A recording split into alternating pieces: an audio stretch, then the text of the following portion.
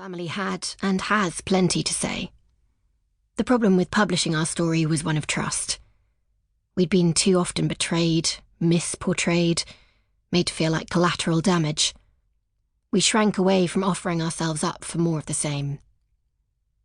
So why publish this book now? I have just turned 31 and am acutely conscious of starting to age. Each wrinkle I have will be a privilege Milly didn't know. Each rite of passage will be one my sister cannot witness. We promised to be one another's bridesmaids. I was denied the privilege of keeping that pledge. But now there's something else I can do. I cannot bring her back, my laughing, willowy, sassy sister. Instead, it is time for me to show who she really was.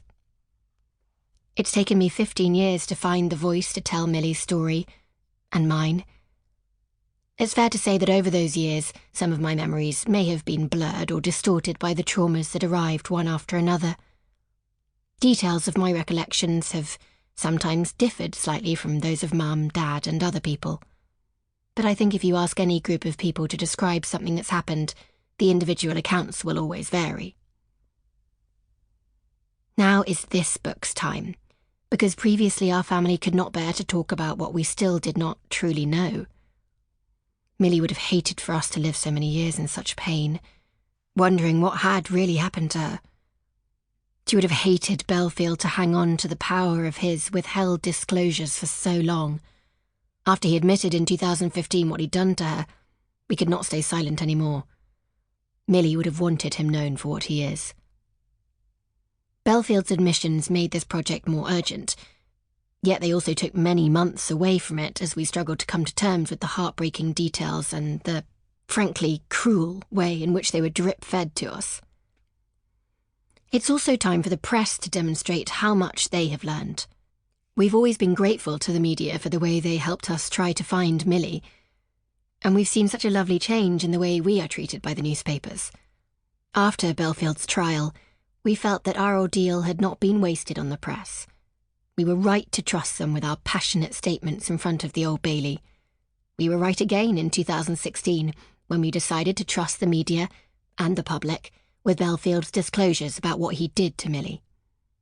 We were rewarded with respect, compassion, insight, and a well-judged amount of outrage, some very eloquent. For that reason, too, it feels safe to publish this book now. Finally, after intensive and innovative therapy for post-traumatic stress disorder, we have at last been able to rebuild ourselves, not just as victims, but as a family that was blessed with the gift of Milly. It's time for me to publish this book because, after years of being afraid of the memory of her, I have found my way back to Milly. That love is stronger than Bellfield's evil. We hold Milly in our memories, the way a child refuses to give up a fragment of its little crib blanket. She keeps us warm, dancing and laughing with us. Milly's like a hologram playing in our hearts, singing, sashaying, sassing.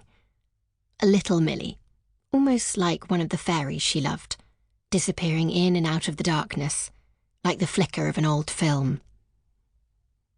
The only book that our family can be a part of is one that will allow us to explain ourselves without sensationalising or dumbing down, without objectifying Milly, and without flinching at telling of the damage that was done to all of us.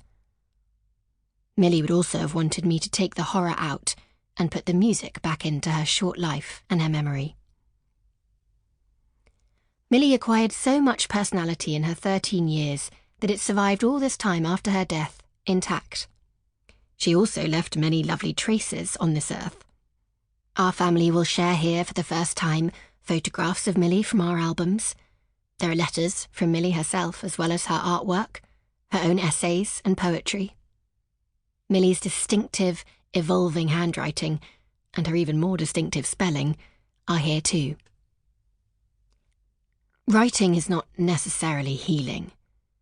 Sometimes working on this book forced me to position myself in an old, familiar torture chamber and describing what it felt like. So there have been times when it has been almost too difficult to write. Sometimes I've had to drag Mum and Dad and lovely Granny into the torture chamber too.